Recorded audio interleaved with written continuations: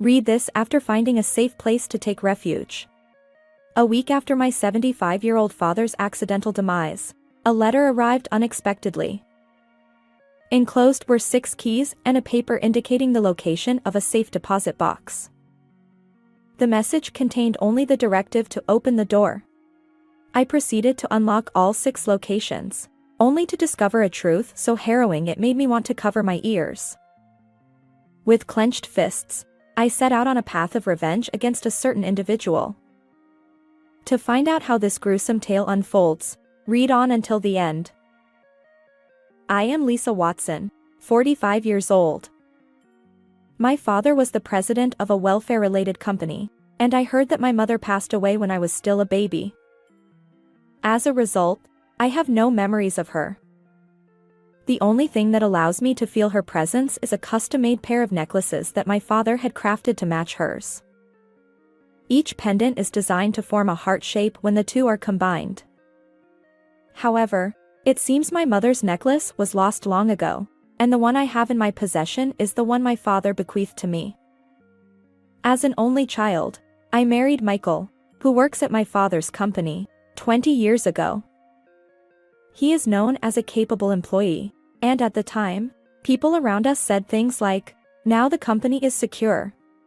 As a homemaker, I enjoy solving puzzles, something my father loved, while maintaining a comfortable life at home.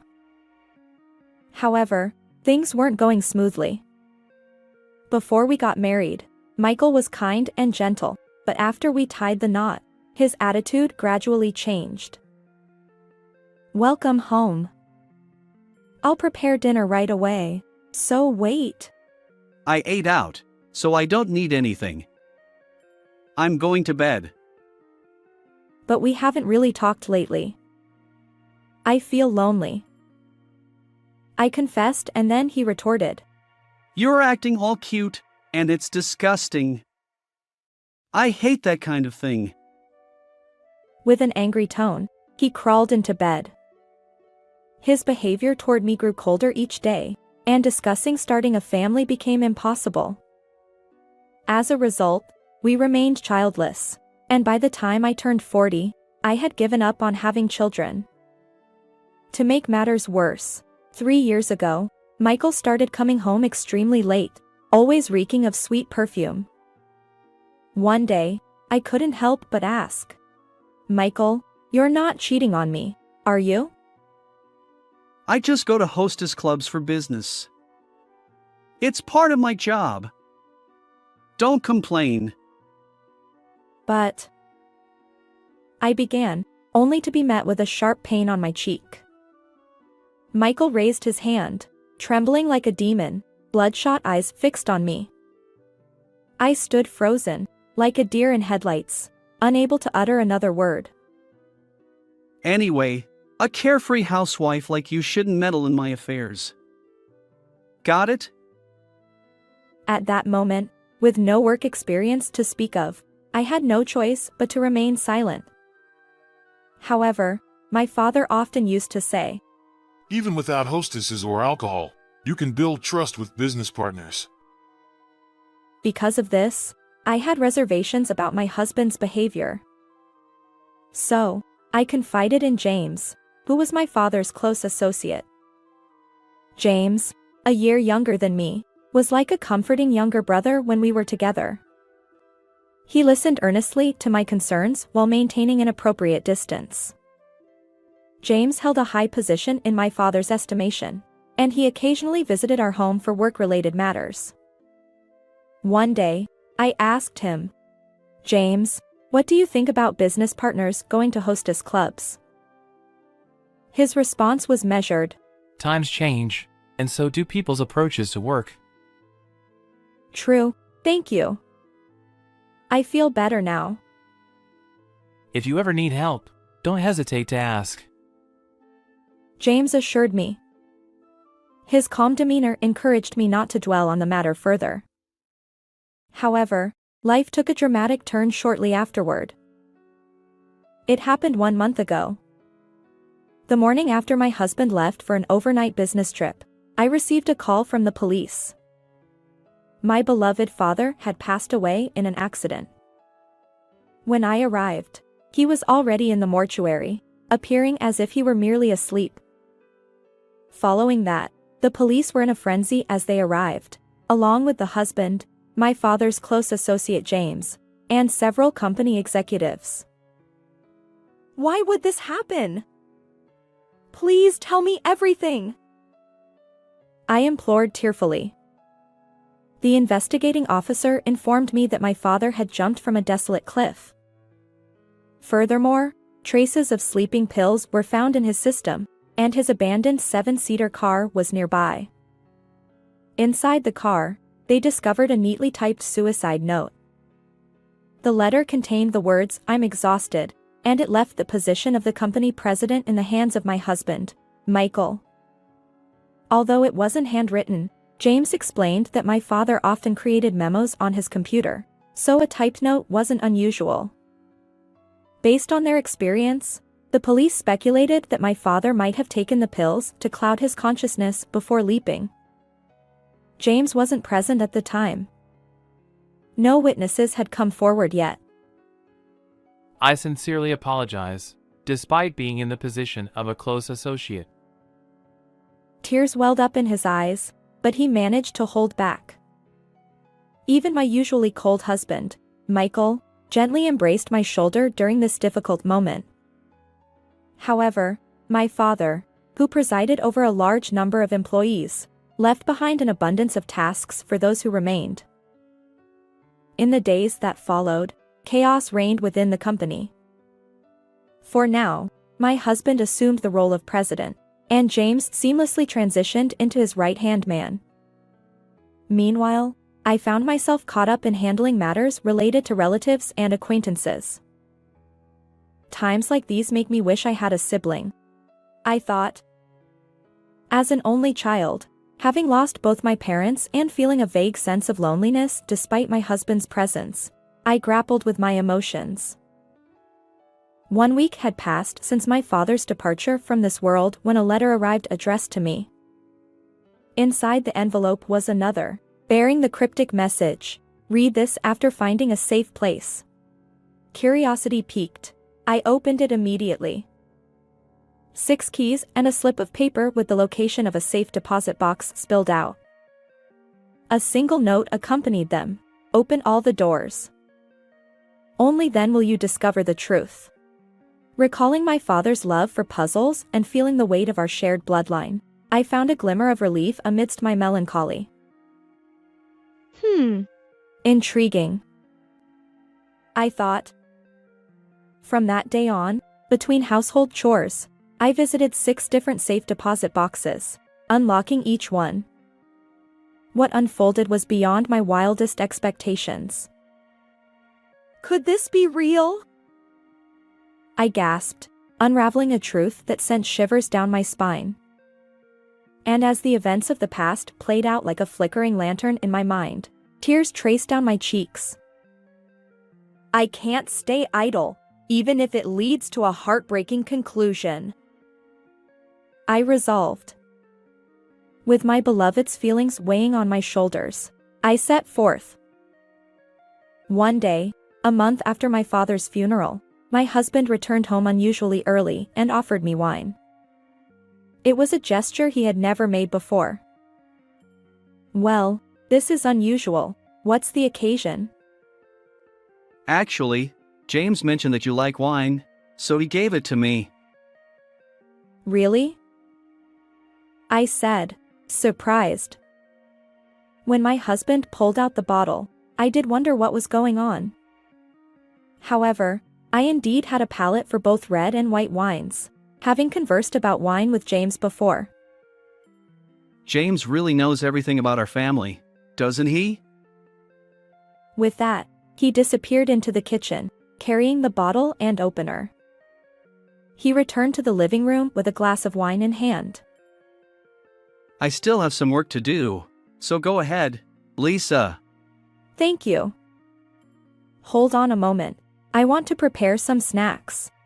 I retreated to the kitchen, busying myself with preparations before returning to my seat. Cheers. I said, raising my glass to take a sip. My husband's expression twisted, and he squinted at me. Seeing his reaction out of the corner of my eye, I couldn't help but smile inwardly. 1 hour later, my husband scrutinized my face suspiciously. Hey, has anything changed? Not really. Oh, wait, is it because I'm still awake? Surprising, isn't it? Huh? What are you talking about? I was just... Enough with the act. You drugged the wine with sleeping pills, planned to drive me somewhere, and then throw me off a cliff like my dad. But it won't work. In truth, I had been investigating my husband's room until this day. I found a bottle of sleeping pills hidden in his desk drawer. I discreetly replaced the pills with identical-looking supplements and returned them to their original place. His feigned trip to pour wine in the kitchen was actually an opportunity to mix the sleeping pills into the wine. You! Why are you snooping around my things?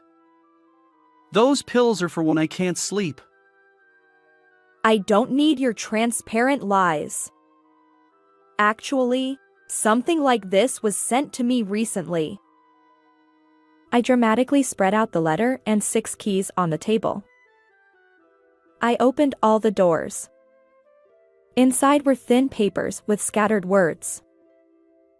I layered the 6 flimsy sheets, and lo and behold, they formed a complete sentence. The one who killed the president is Michael Watson. Danger is also approaching you. Take a good look. I pointed at the finished message. Who the hell sent this? But the answer was about to be revealed. James, his close associate, calmly stepped forward. The sender was me. Earlier, when I went to fetch snacks from the kitchen, I secretly messaged James and had him hide near the entrance. I had doubts about the president's suicide. So, I discreetly investigated various aspects. You were doing that? The day after we learned about the former president's passing, you brought a woman to the president's office, right? I was nearby at the time. And James added that he deduced from the conversation between Michael and the woman at that time that my husband had killed my father in order to take over the presidency.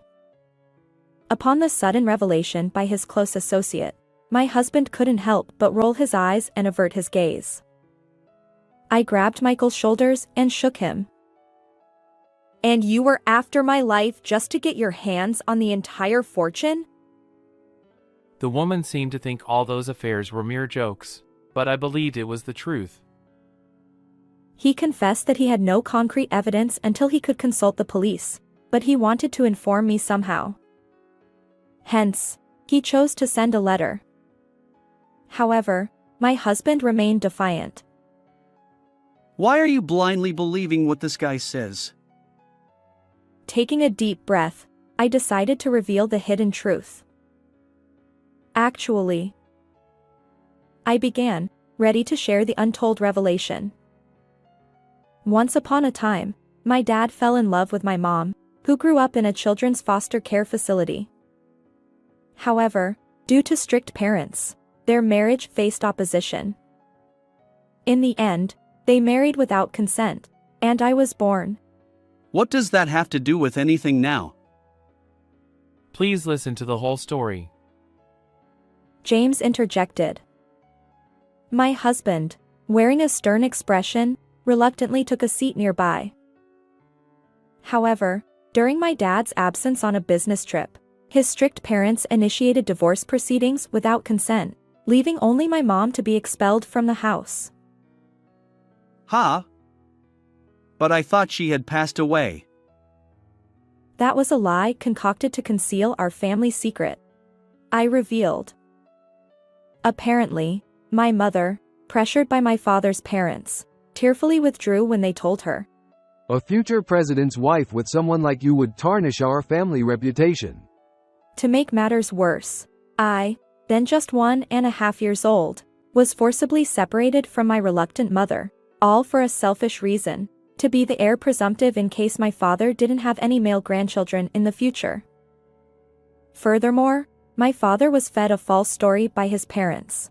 Your wife left you after having an affair. But the truth was different. No wonder my husband muttered.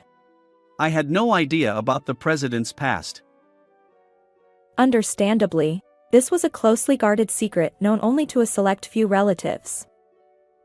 I had only recently learned about it myself. Now, here's the most crucial part. What? Is there more? Stop dragging it out and just tell me. Frustrated, he raised his voice. Ignoring his impatience, I glanced at a certain person. In fact, at that time, my mom was already pregnant with another child. That child is now sitting right next to you, James. Wait, so you two are siblings? James nodded silently. My mother, who had been cast aside, suffered from poor health and remained bedridden. Meanwhile, my father, unable to accept the betrayal of the woman he loved, never remarried and tirelessly searched for my mother's whereabouts. 30 years have passed. My father visited a rundown apartment. Dad finally found Mom's whereabouts. However, she was critically ill. They reunited briefly before she passed away. At that moment, James and his father each discovered for the first time that James's company president was his own father, while his father learned that he had a son. My mother hoped I'd pursue a socially impactful career, so I chose to work in the welfare sector at this company. James joining the company was purely coincidental, but perhaps our mom orchestrated our connection. James, his eyes welling up, revealed that my father had once considered promoting him to a high-ranking position and publicly acknowledging their relationship. However, James declined, wanting to forge his own path. Revealing this would cause a stir, and Mom wouldn't have wanted that. Besides, I want to succeed on my own terms. Despite rejecting my father's offer, James's exceptional abilities led him to become the president's trusted right-hand man, even without nepotism. The truth had finally come full circle. On my mother's monthly Memorial Day, the president would unfailingly visit my home to share memories of my mother. And he was planning to come over the day before his fatal accident, right? Yes. But for some reason, he didn't show up without any notice. It was unlike him. According to James, my father always called when plans changed. However, this sudden silence struck James as unnatural. As he delved deeper, he uncovered evidence pointing to my husband as the culprit. That's why he sent me that cryptic letter. It's all nonsense. Where's the proof that he's the president's son? Who would believe such a fabricated story? Michael's anger flared, directed at both of us. Naturally, I didn't blindly accept James's account. I had seen irrefutable proof of our sibling relationship. Hey, can you show it? I asked. James took out a necklace, which had been lost a long time ago, from his pocket. He had been keeping it carefully since our mother passed away. When combined with the one I have, it forms a heart, and it is undoubtedly the one that our father and mother had custom made. Is this just a coincidence? Doesn't this prove James is my brother? Even if it does, people lie. Besides, there's no guarantee. If you doubt it, we can do a DNA test with our father, I asserted. Since my father had recently passed away, there were plenty of heirlooms suitable for testing. My unwavering confidence seemed to unsettle my husband. Suddenly, he crumpled a thin piece of paper with a coded message. Why did he go to such elaborate lengths? Well, that was to ensure that even if you stumbled upon it, you wouldn't easily recognize it. James had discerned that Michael, despite appearing competent at work, had a tendency to delegate inconvenient tasks to others. So, as a precaution, he assumed that even if Michael found this letter, he would assign it to a trusted subordinate. Interestingly, knowing my penchant for puzzles, James believed I would decipher the message. This trick was something the president devised during his lifetime.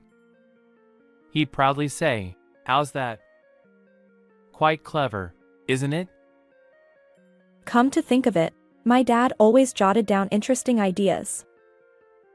He once mentioned wanting his daughter to tackle a mystery like this. And so, with this backstory, my brother and I learned of my husband's crime.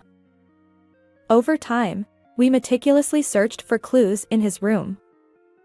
We discovered evidence that he had fabricated a false suicide note on his computer.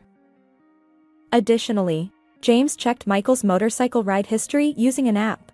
It revealed a one-way trip from the accident site back home.